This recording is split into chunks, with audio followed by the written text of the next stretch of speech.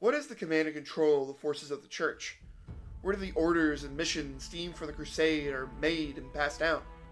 And who decides where the most men, material, and money get sent to?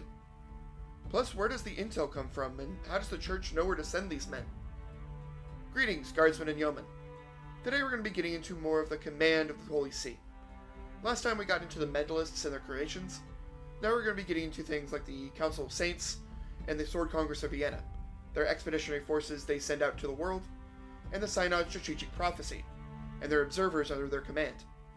To start, let's get into the Sword Congress of Vienna, and how they essentially are the command and control of the entirety of the Church. The Sword Congress of Vienna is the main body of Crusade command, made up of the princes of all faithful nations, and of course the President of Free Prussia, along with the Cardinal Generals, who act as military commanders to Crusade armies, as it does seem that the Cardinals actually have a military rank within Trench Crusade. The Council is the final say to any and all actions taken by faithful forces. This can include the opening of new fronts, the dispatching of paladins, the collections of the tithes for New Antioch, and the recruitment drives seen across Europa and Africa, and of course conducting the Council of Saints when called upon. One of the more notable acts of the Congress being the rebuilding of New Antioch and the establishment of their tithe system in 1559. In 1545, the city of Antioch was destroyed by an unknown infernal weapon.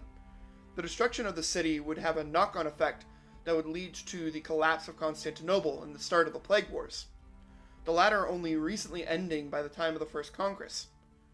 After these events, and upon hearing word that survivors still fought within the ruins of Antioch, it was decided to fully rebuild the city. To them, it was a lot better to have hell over there in the Levant, with New Antioch acting as a bulwark to the worst that hell can throw, than having it just simply appearing in their backyards. For as much as it's worked so far. Looking at you, Avignon. And the naval raiding legions. But New Antioch has actually kept it mostly at bay since its full rebuilding in 1095. In fact, it's actually the Sword Congress that elects the Duke of New Antioch themselves. The Duke serving as a secular leader of the Crusade and the command of all forces within the Levant. Though, much like the HRE, in fact, it's actually been a singular family running the dukedom for some time now, as it seemed as much easier to keep it into the one family than trying to elect a new leader each time. Just pass it along to their heir once their father or parent dies. Keep in mind that outside of Free Prussia, democracy is seen as a very weird concept, so elections tend to be more ceremonial at best, outside of the election of the pontiff themselves. There are actually many notable members of the Congress, but it's been tasked to the Cardinal of War to lead them, under the authority of the Pope as the Papal Legate. Now, there is an actual historical precedent for this position. Within the Crusades, they didn't just have the secular commanders, but usually the Crusade was led officially by a cardinal or a bishop acting upon the authority of the Pope as the official papal legate. The most connected example we have of a papal legate to the Crusades has to be Bishop Adhemar. He was the legate assigned to the First Crusade. And when looking at the armies of the First Crusade, they weren't some big unified force for Christ. They were 5 separate contingents, all in the Levant for their own reasons, particularly land and wealth.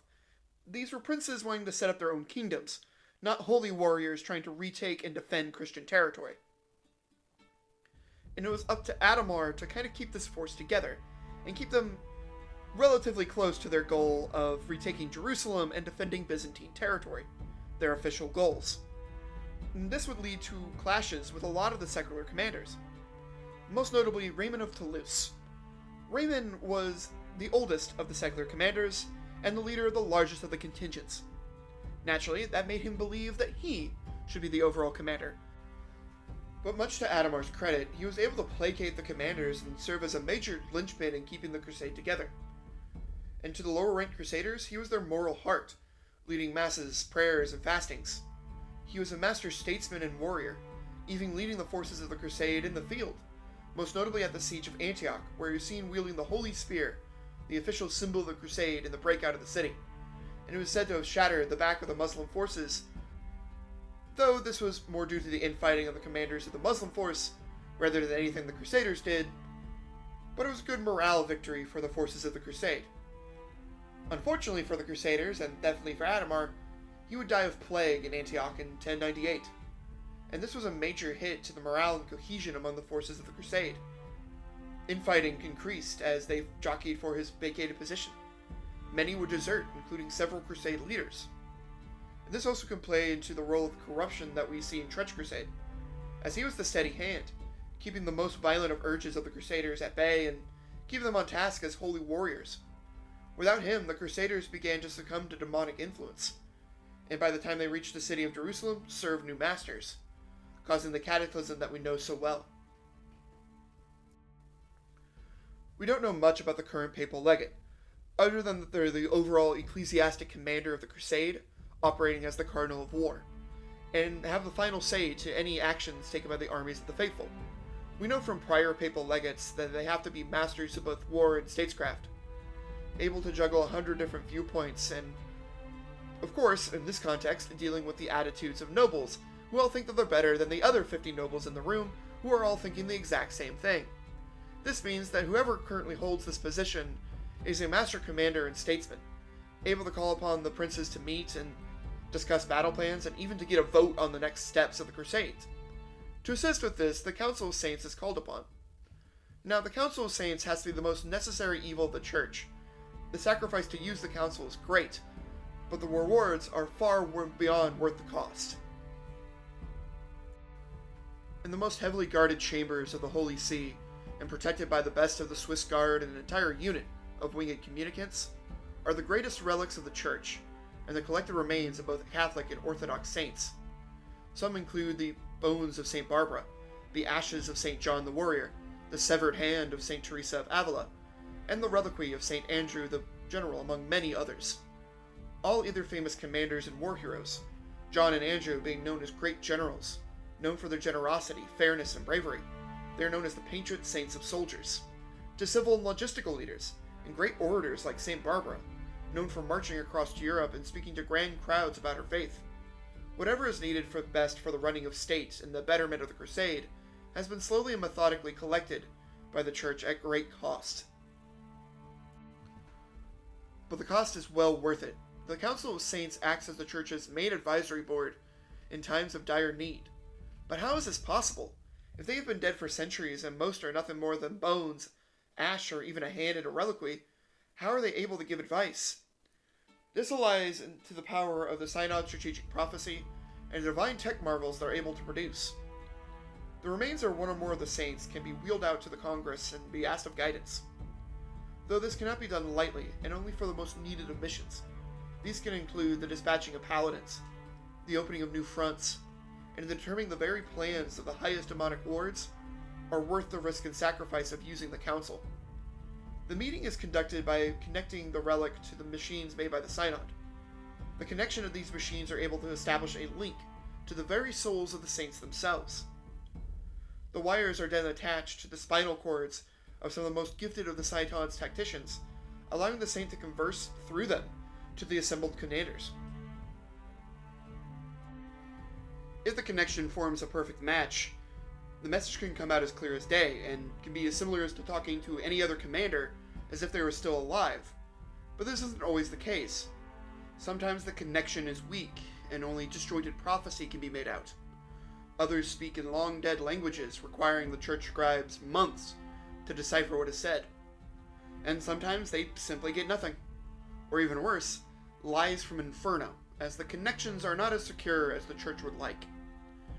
This is, to no surprise, a massive strain upon the tactician, who has to be young, and we're talking about at least under the age of 15, probably even younger, as they are considered to probably have the most pure connection to the saints.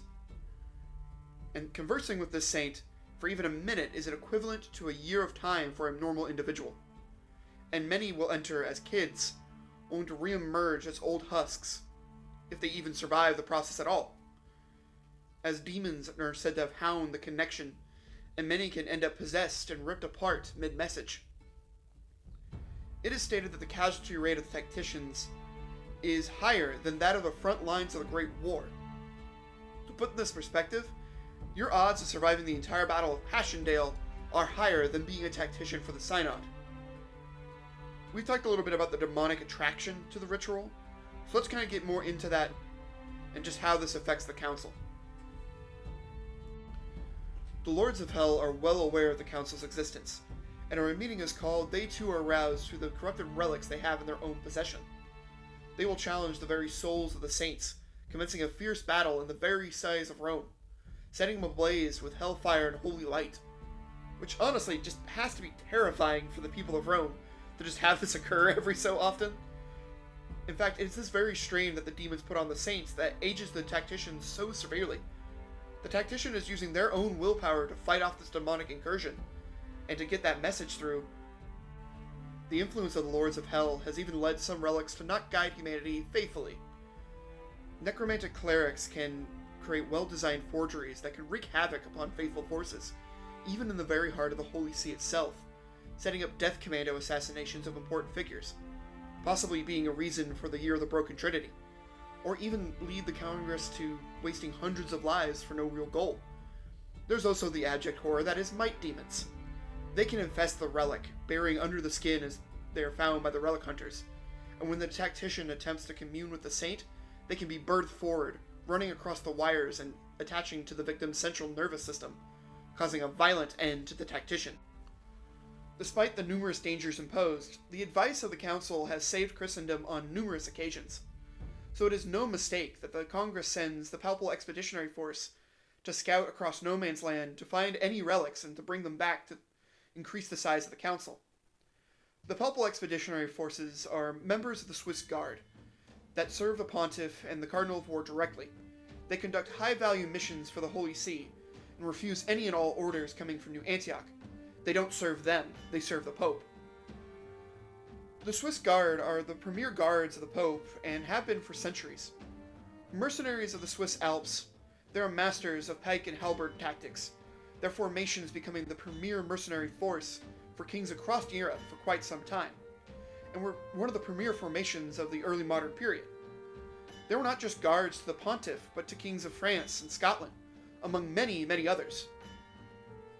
The guards are still predominantly seen at the Vatican to this day, though now they're a professional military unit, handpicked from Catholic volunteers of the Swiss military.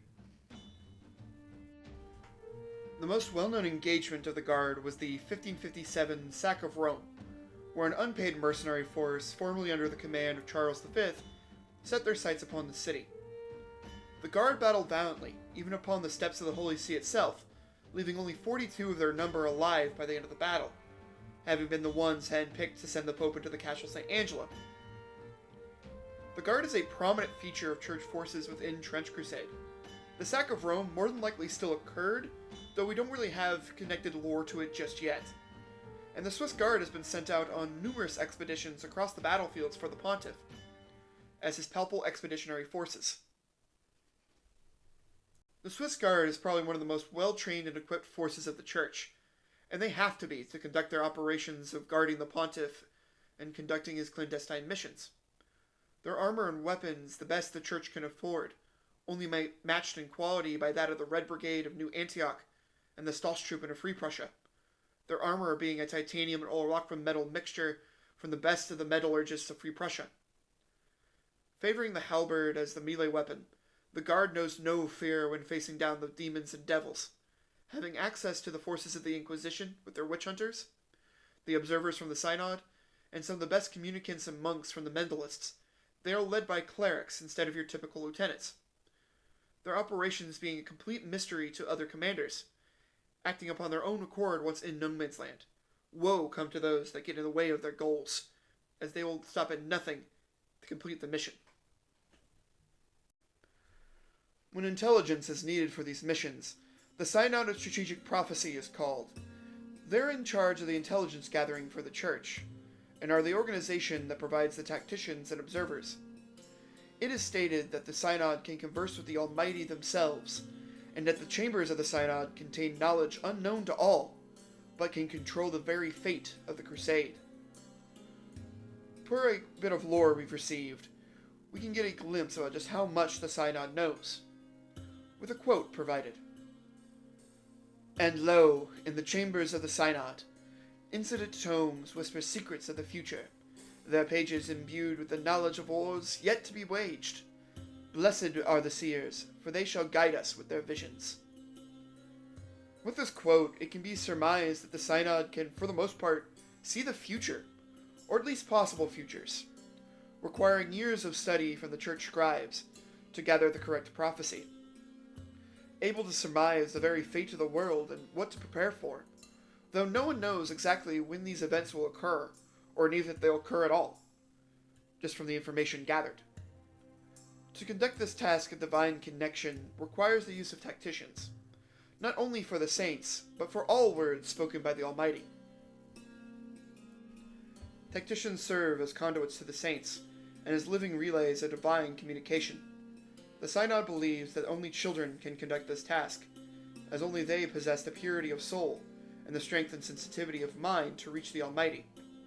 They have been surgically altered to accept the ports for the wires connected to the saints, their skin removed for a better connection to the technology, wires and conductors clearly seen under clear plastic sheets, their mouth removed and replaced with microphones and receivers. They carry radio masts and spools of telegraph wire, crafted into literal receivers of prophecy. The life of these kids is short and brutal. As stated before, those considered the best of their class commune with the saints and quickly wither away in the fight to read the prophetic words.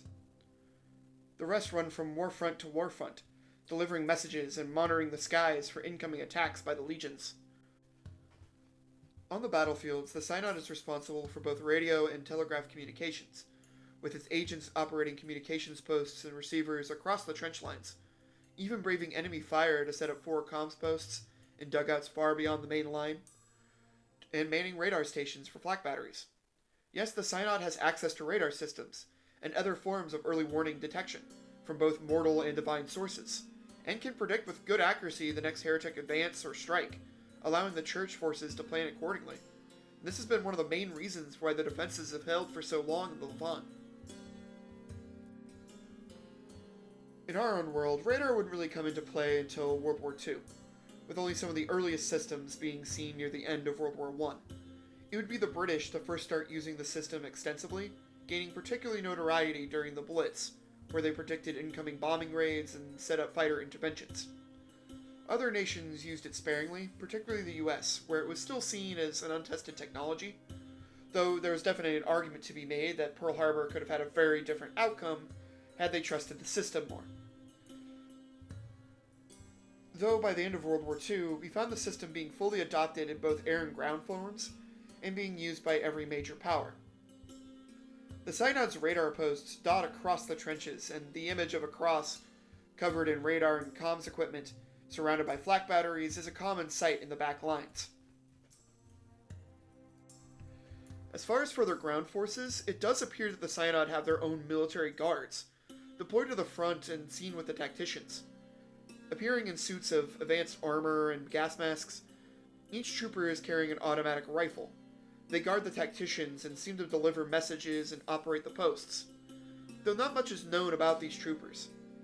But it does seem that they are the main force of the Synod, though not the only ones. The Synod can bring their own chamber militant onto the battlefield, in the form of the observers. In the Temple of the Word, the chamber militant of the Synod sits meditating in secluded and cloistered cells, only to leave to train both their mental and physical disciplines, or in called to war. These monks are absolute living weapons, sharpening their minds and bodies to a heightened edge, their abilities shifting the balance for the forces of God on numerous occasions.